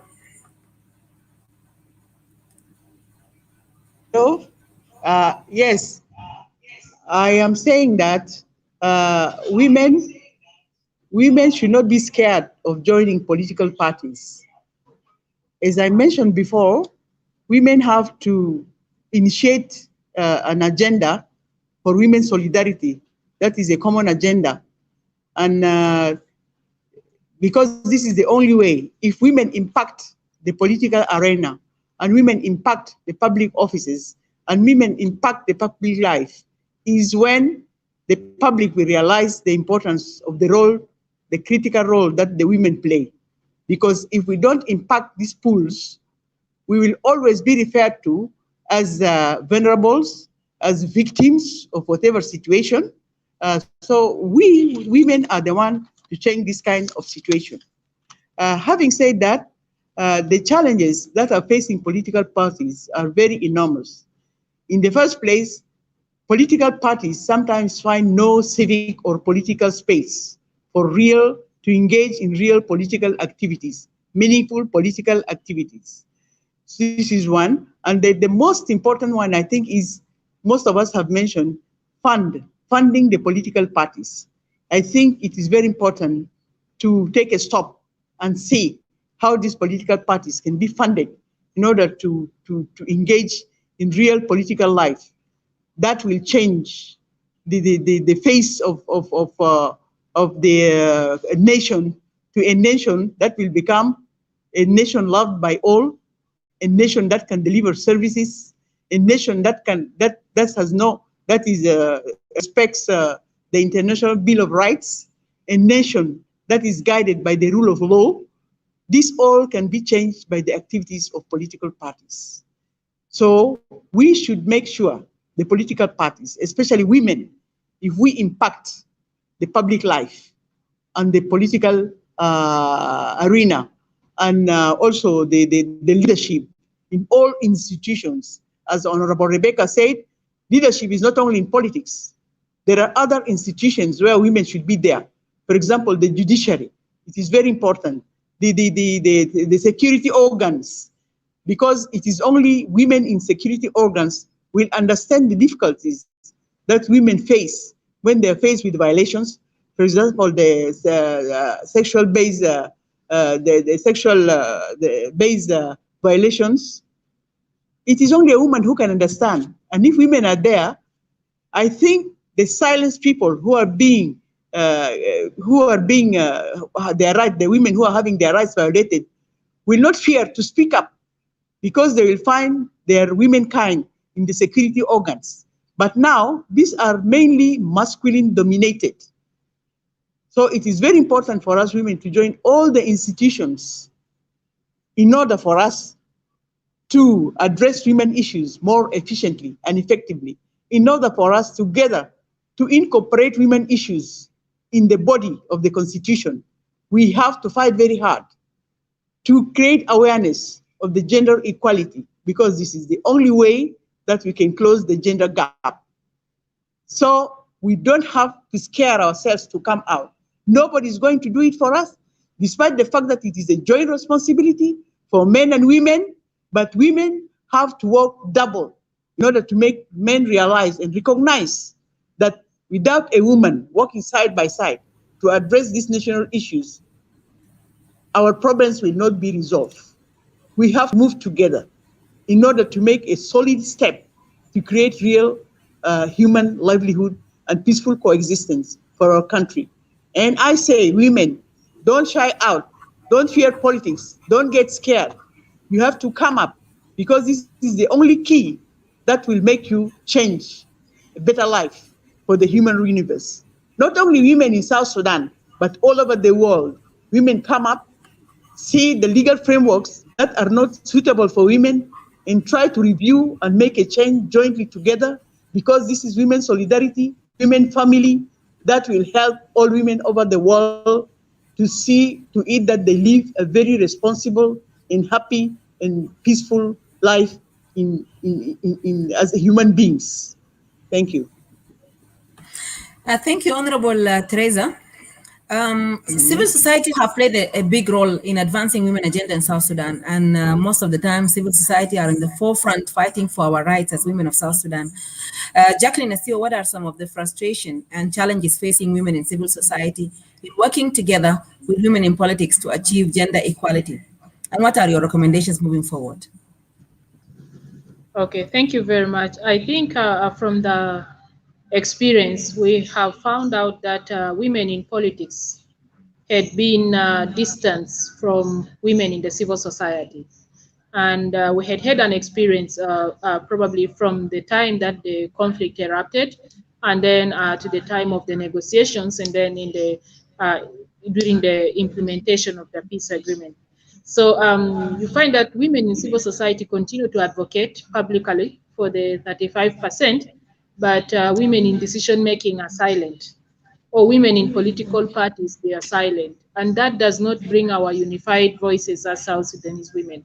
So one thing probably is for us to all rally behind the women's participation and advocate at all levels, even within the political parties. As Mama Teresa said, there are few women in decision making.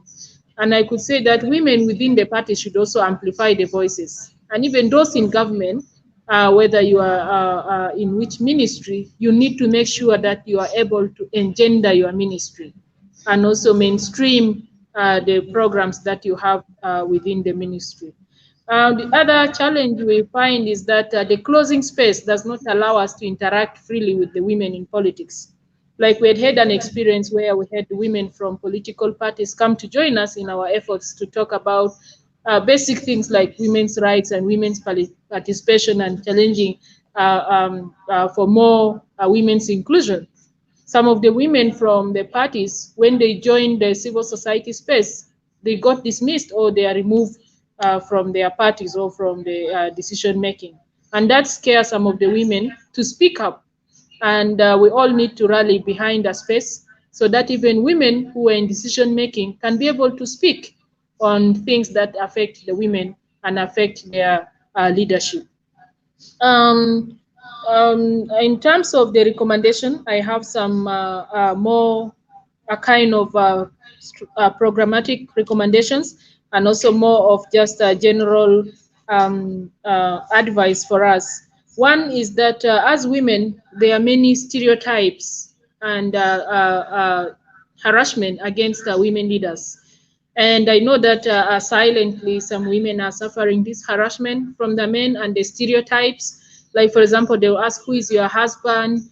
And maybe so-and-so is going out with so-and-so. These are things that are not only in South Sudan, but they are common across Africa and even in global politics. But what I'll say is that our women should not be shaken by some of these stereotypes, because they are meant to demoralize you as a woman leader, and also they are meant to silence your voice in decision-making spaces. So if it is a question of morality, men are also immoral, and women should not allow that men question their morality when they're in decision-making. The other thing is that women should believe in their potential and capability. you know, building confidence, as someone said in the beginning, is very, very important. Sometimes when we're in this decision making, the men's physique scare us, and we tend to be sitting behind or sometimes shying away. You know, in some of the forums, even if I'm not in government, these community forums, when they recognize the honorables and leave the women, I have to go to the MC and say, there's a woman here you need to recognize. So we need also to have those spaces where we can push for that. In terms of the programmatic, I think for the women to become change makers and for us really to believe in their leadership, they need to help us to identify common agenda and programs within the institutions so that we can all collaboratively work on that. For example, we are having the transitional period. We didn't identify our common agenda in the transitional period. What are our common agenda and what programs do we need to push for us all to be able to participate in this process? So women in leadership, I think this is one thing, identifying our common programs and agenda as women of South Sudan. What do we want to be and where do we want to be in the end of the transitional period? The other challenge is that we need to have intergenerational political dialogue. I think even inter-party women's political dialogue is missing. You find that when women, we come to the table, we take sides of our parties and we air out the party agenda, and we forget ourselves that we are women and we need also to push for the women's agenda when it comes to national consensus. And I think this is something that we look into from our leaders, that these interpolitical dialogues within the women leaders from the different political parties can help us to achieve our goal and aims. We need to consult on our key priorities and share them with our leaders so that these key priorities are what they need to take to the parliament, what they need to take into their decision making in the executive or wherever they are in the judiciary and what. So once we identify our key priorities as South Sudanese women, and then every woman, whether you are from party A or B, whether you are in institution A or C, you all work within those priorities and you are able to push for them. We need a program designed deliberately, especially for members of parliament, on the affirmative action. We always talk about the 35%, but 35% is numbers. So how do we transform that 35% into the change we want? And I think coming out with deliberate action on the 35% quota is very, very crucial. We need to have regular meetings with you, women in politics. Most of the time when we invite women leaders to come to some of our forums or dialogues, they don't turn up, few turn up. And I thank the Minister of Agenda, she's always there. Mama Professor Julia is always there, Mama Teresa and Professor Honorable Rebecca. But we have challenge with some of our women leaders. When you call them for such forums, they don't turn up. And I think that creates a gap between us and them, and we cannot be able to link. Yet they're in decision making, sometimes they are challenged, they cannot defend themselves. But when they come to us, we can be able to defend them and make sure, like, you know, they represent us and the men should not tamper with their positions and chairs. Finally, I will say that we need to have probably a program for motivating our achievers. You know, most of the time we awarded prizes by internationals, but as South Sudanese also, we need to recognize our women in leadership, especially those in government, and award the best female leader, so that the rest can also see like, oh, the women are watching us, and you know, when I do better, I get award, even if it is just verbal recognition and, you know, all of us applause that person. So probably this is something the women's intellectual need to take into place, where we analyze our women's achievements based on our priorities, measure them, and then award the best female achiever of the year. Gender budgeting is very important. Without national budget being gender sensitive, we cannot be able to do all the things we are talking about, be it education, be it scholarship for women, be it health for women. If it is not engendered, we cannot be able to achieve. So this goes to the Minister of Gender, that prior to the adoption of the national budget, you need to call for the women to come together and look at the budget from a gender lens and ensure that when it's tabled to the Council of Ministers or to the Parliament, the budget is gender sensitive, and then we can be able to push for that to move forward. Thank you very much. Thank you, Ms. Jacqueline.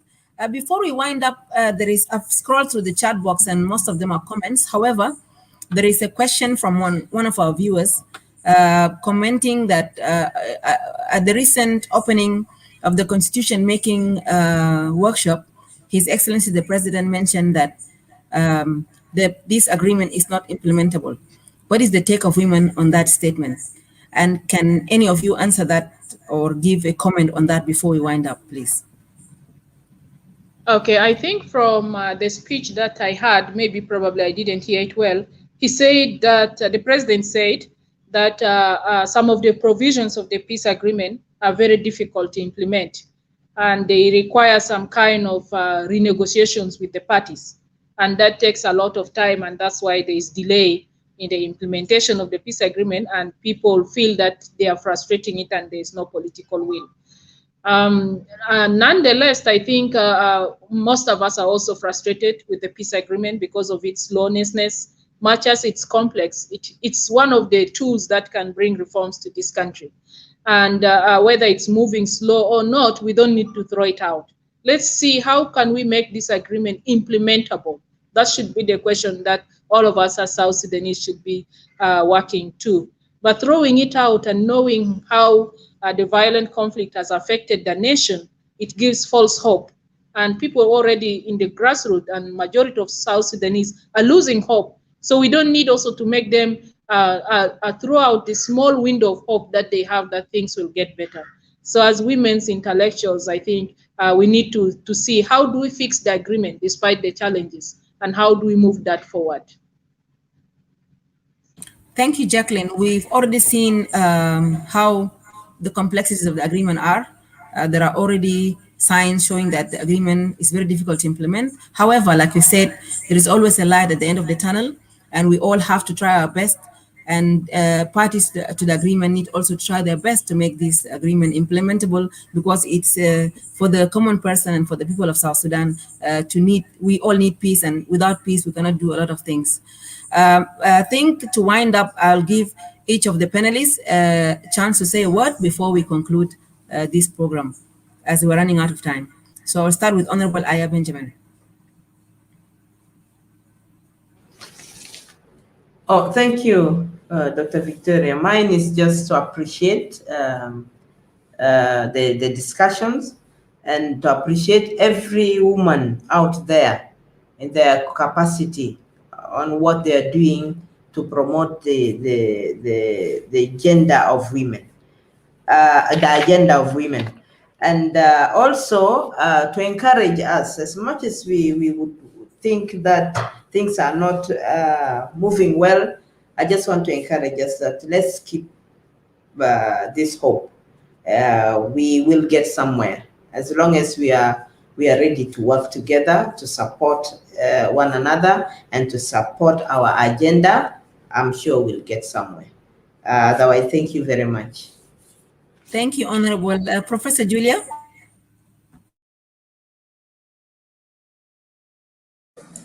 Thank you very much. I think I want to thank everybody for being here. And it is good always we come together, women intellectuals bringing us together to share ideas. My message maybe to the women, Gandhi said, illiteracy is a sin. Why? Because we have, in South Sudan here, is very unfortunate that our population is illiterate. And there should be really a double up on educational budget so that we can be able to reach to all the children in South Sudan, which will become the future of our country. The other thing I want to tell the women, and especially the colleagues who are here, you are a leader on your own right. And I will urge each of us as a woman, at least catch woman's hand, a young woman, and pull up that woman with you for the future. Because Our young women are really not connected with us at the leadership level. So we should be able to reach to them and be able to bring them up. And I hope maybe after the peace agreement is implemented and we have peace in our country, I think will give us a chance so that we can not only concentrate on urban areas, but also at the rural areas, because the bulk of our population and women are in the rural area. This is what I can say. The women space. We really need women space. Why I say women space? Where we can be able, even if you don't agree with anybody, yeah, you come and share your idea.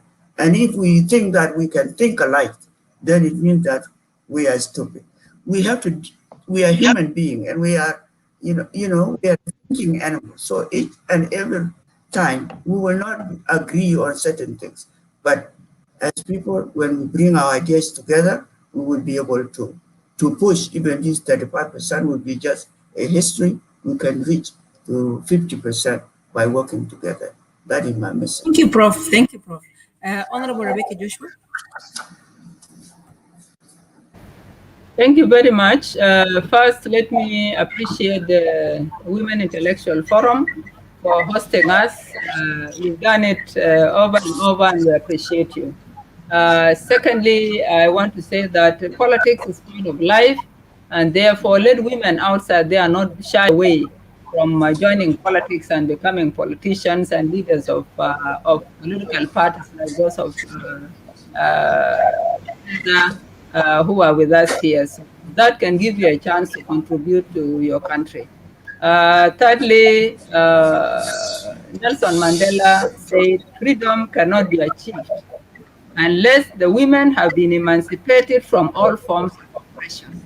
So it is our role to emancipate the women from all forms of oppression, and this we can link it up with the Honorable Aya, the Ministry of Gender, and I want to remind us that it was our call those days that we want a ministry for women, by the way. Let us remember that. Now that we have a ministry for gender, women are high on that ministry. And therefore, Madam Aya, we are with you so that we can also use it as another forum for the implementation of the 35% affirmative action and beyond. Then I want to tell my young people that this is a call. I'm making it, loud here at this forum, that I invite young people, any kind of mentoring that you need, and I have done it with some groups before. We can give you a talk, we can walk you through. Don't shy away, please come. Your mummies are open-hearted for you, and we can work together. We'll also learn something from you, your technology, and then we'll also give you something from our experience. Thank you very much, women. Let us unite, let us work together for peace and stability and development of our country. Thank you very much. Thank you, Honorable Rebecca. Last, we'll hear from Jacqueline Asiwa and also Honorable Teresa. Okay. Thank you very much, Victoria, for the great facilitation, and for my fellow colleagues in the panel, and for the South Sudanese Women Intellectual Forum members. I think I will not say much now, but I'll say that we need to fix South Sudan together. And this is time that we all become change makers, and our leaders will look into you to bring more change that is deserved, because South Sudan right now has a problem, and it's us to fix it objectively. So let's all work together as women to change the face of South Sudan. And this is the beginning. We are entering critical phases of the peace agreement, and let's all be united so that our voices are one. Thank you. Thank you very much, Victoria, for organizing this platform. And I would say that building the nation is a joint responsibility. We are all duty bound. And I would, my message to the mass outside there, especially the South Sudanese, is that we have to stand in solidarity and identify the the shortcomings that is very detrimental to our nation. We have to join hands in solidarity, forget our differences, and make use of whatever is available in South Sudan for building us together to create a peaceful human coexistence, especially the ethnic diversity. The ethnic diversity should not be looked at as a conflict agent. We should embrace it in order to solidify us, to make us recognize and concern and confess of each other so that we can come together as one solid body to build our nation. Once again, thank you for the International Women Forum, and we hope that we maintain organizing this kind of forum to create awareness through the platform to all South Sudanese all over the world. Thank you. Thank you, Honorable Teresa. Thank you, Jacqueline Nasiwa. Before we come to the end of this interesting discussion, I would like to thank our great panelists for taking their time to participate in this conversation. My big thanks goes to everyone out there for tuning in for this discussion today. I would like to thank our team members working behind the scene, especially the UN Women, for providing the internet for our great panelists in Juba and a safe space for this conversation. Not forgetting to thank our leader Aisha, who is always there supporting the program, making sure everything is okay. We have now come to the end of our show.